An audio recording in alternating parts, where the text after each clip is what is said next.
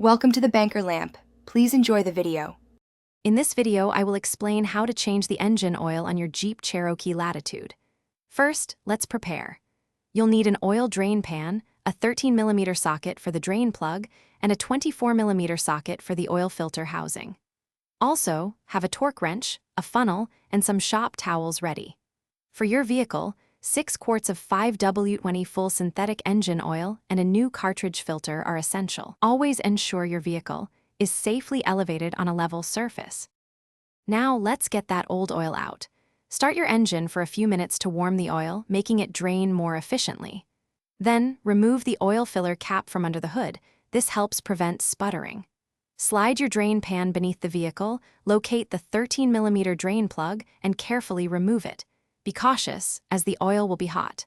Let all 6 quarts drain completely into your pan.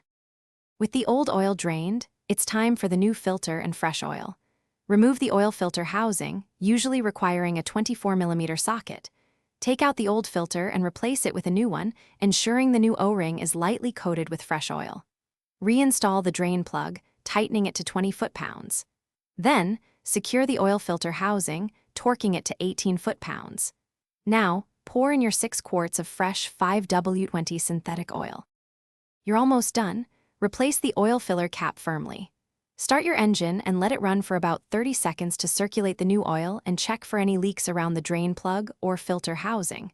Turn off the engine and wait approximately 5 minutes for the oil to settle. Then, check the dipstick to ensure the oil level is between the minimum and maximum marks, topping up if needed.